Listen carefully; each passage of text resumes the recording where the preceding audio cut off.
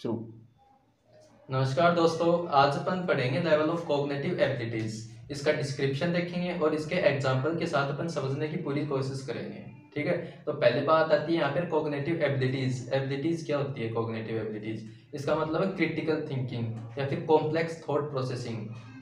कोई भी सिचुएशन अपने सामने कोई फेस कर रहे हो अपन, उस टाइम पे क्या क्रिटिकल थिंकिंग अपने माइंड में आए, कैसा थॉट्स आए, ये इसको बोलते हैं कॉग्निटिव एबिलिटीज। ये सबकी अलग अलग होती है, इंडिविजुअल की अलग अलग होती है। तो इसकी मेनली अपन 6 लेवल्स देखेंगे, इसके 6 कॉग्निटिव एबिलिटीज देखेंगे जो कि माइंड में अपने होते हैं। जिसमें से फर्स्ट है नॉलेज। नॉलेज क्या होता है? Recalling information from the memorise. जैसे मेमोरी होती है अपने बॉडी ब्रेन में, तो उस मेमोरी काफ़ी प्रकार की मेमोरी होती है। तो उस मेमोरी को रिकॉल करना, उस इंफॉर्मेशन जो इंफॉर्मेशन अपनी मेमोरी में है उस इंफॉर्मेशन को रिकॉल करके याद करना, उसको बोलते हैं नॉलेज। जैसे अपन यहाँ पे एक एग्जांपल लेते हैं, उस एग्जांपल से अपन सारे पॉइंट्स को समझने की कोशिश करेंगे। जैसे नॉर्मल ब्लड ग्लूकोज लेवल होता है 70 to 99 mg/dl। तो ये अपने को पता है, ये नॉलेज है अपने को इस बारे में, इसलिए अपन इस इंफॉर्मेशन को वो करेंगे, रिकॉलिंग करेंगे मेमोरी से। तो इसको बोलते हैं इन नॉलेज। अब इसमें सेकंड पॉइंट जो आता है वो आता है अंडरस्टैंडिंग।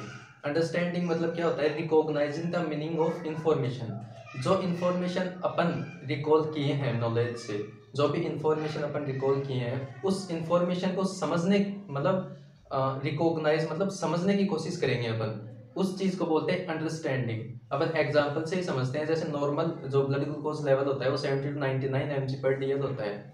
लेकिन अंडरस्टैंडिंग में क्या होता है कि जैसे अगर ब्लड ग्लूकोज लेवल 60 mg/dl हो गया, मतलब ये माइल्ड हाइपोग्लाइसेमिक कंडीशन हो गई, जैसे लोअर लेवल हो गया, तो इसको बोलते हैं low level of blood glucose level.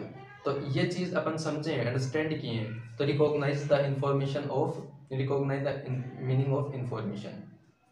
अब नेक्स्ट जो बात करते हैं अपन अप्लाइंग। अप्लाइंग क्वेश्चन काफ़ी बार आते हैं, नॉर्सेट के में भी आते हैं और एम्स के जो जितने भी एग्जाम वगैरह होते हैं लगभग उन सब में अप्लाइंग क्वेश्चन काफ़ी ज़्यादा आते हैं। तो अप्लाइंग का मतलब क्या होता है ये अपन समझेंगे। तो carry out an appropriate action based on information. जो भी इंफॉर्मेशन है उस इंफॉर्मेशन पर कैरी आउट करना एक appropriate action. Suppose normal blood glucose level होता है 70 to 99 mg/dl, लेकिन अगर माइल्ड हाइपोग्लाइसीमिया हो गया, अगर ये कंडीशन लो लेवल में चली गई, जैसे 60 mg/dl चली गई, तो इस कंडीशन में अपने को क्या करना चाहिए? जो अप्रोप्रिएट जो एक्शन है एज अ नर्स, अप्रोप्रिएट जो एक्शन है वो एक्शन कौन सी ले, इस चीज़ को बोलते हैं अप्लाइंग।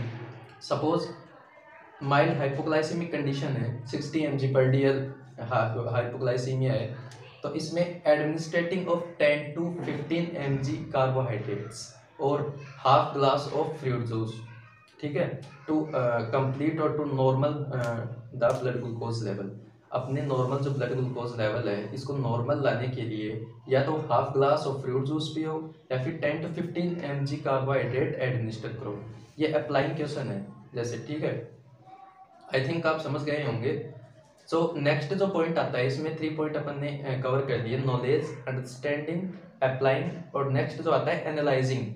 एनालाइजिंग मतलब क्या होता है कि जैसे broad concept break down into smaller parts. जैसे ब्रॉड कंसेप्ट है, अपने को पता चल गया कोई भी पेशेंट की जो डिजीज कंडीशन है अपने को पता चल गया, जैसे माइल्ड हाइपोग्लाइसीमिया की कंडीशन है पेशेंट की, तो उस कंडीशन को याद करते ही अपने माइंड में उसके रिलेटेड साइन सिम्टम्स याद आ जाने चाहिए। ठीक है, कोई भी जैसे मायोकार्डाइटिस है तो ये डिजीज कंडीशन अपने को पता है, लेकिन इस कंडीशन को याद करते ही इसके रिलेटेड अपने को साइन सिम्टम्स याद आ जाने चाहिए। इसको बोलते हैं analysing. Suppose mild hypoglycaemia condition अपने को पता है हो रही है पेशेंट के, तो इसके रिलेटेड जो साइन सिम्टम्स है वो आएंगे, जैसे हंगर, पेशेंट को भूख लगेगी, वीकनेस, कमजोरी आएगी पूरी बॉडी में, और हेडेक, सर में दर्द होगा। ठीक है, तो एक्चुअली अपन बोल सकते हैं एनालाइजिंग को, डिजीज को साइन सिम्टम्स में कन्वर्ट करना, इसको बोलते हैं एनालाइजिंग। नेक्स्ट जो पॉइंट है वो synthesising. Synthesising as a analysing की तरह ही है। जैसे एनालाइजिंग में तो अपन डिजीज से साइन सिम्टम पता लगाए थे, लेकिन सिंथेसाइजिंग में अपन क्या करेंगे, जो साइन सिम्टम्स है उससे डिजीज पता लगाएंगे। ठीक है, जैसे smaller parts of information to broad concept. Suppose अपने को नहीं पता पेशेंट की क्या डिजीज कंडीशन है, कोई भी माइल्ड हाइपोग्लाइसीमिया है या फिर पर्नीशियस एनीमिया है, कुछ भी है, अपने को डिजीज कंडीशन नहीं पता, बस अपने को साइन सिम्टम्स शो हो रहे हैं पेशेंट में। जैसे पेशेंट में साइन सिम्टम शो हो रहे हैं, जैसे हंगर हो रहा है, वीकनेस हो रहा है, डिजीनेस हो रहा है, ठीक है। तो ये जो साइन सिम्टम्स है, इनको पता लगा के अपन डिजीज पता लगाएंगे कि हाँ इस पेशेंट के माइल्ड हाइपोग्लाइसीमिया है। ये सारी चीज अपने ब्रेन में चल रही है, ब्रेन का खेल है पूरा। जो कॉग्निटिव एबिलिटीज जो भी अपन पढ़ रहे हैं पूरा ब्रेन में अपने आप चलेगा, जो इन्फॉर्मेशन अपने ब्रेन में है। तो अपन ने एनालाइजिंग पढ़ लिया, सिंथेसाइजिंग का पढ़ लिया। Synthesising as a sign symptom to disease condition, okay.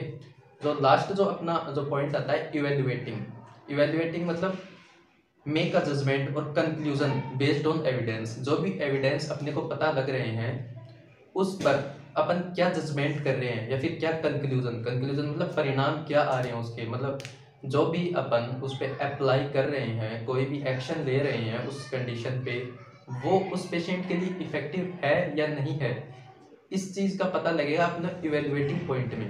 जैसे अपन माइल्ड हाइपोग्लाइसीमिया कंडीशन है, उसमें half glass of fruit juice दे रहे हैं, तो वो इफेक्टिव है, वो नॉर्मल ब्लड ग्लूकोज लेवल को 70 टू 99 mg/dl तक ला सकता है, ठीक है। अगर अपन उसको ओनली वाटर पिला देते या फिर नॉर्मल सलाइन लगाते तो वे माइल्ड हाइपोग्लाइसीमिया की कंडीशन ट्रीट नहीं होती, ठीक है।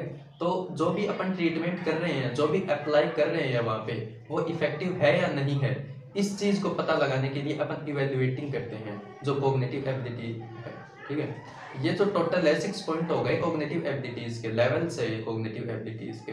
आई थिंक आप सबको समझ में आ गया होगा। धीरे धीरे छोटे छोटे जो टॉपिक्स है अपन धीरे धीरे कवर करेंगे और नॉलेज को गेन करते रहेंगे। Thank you.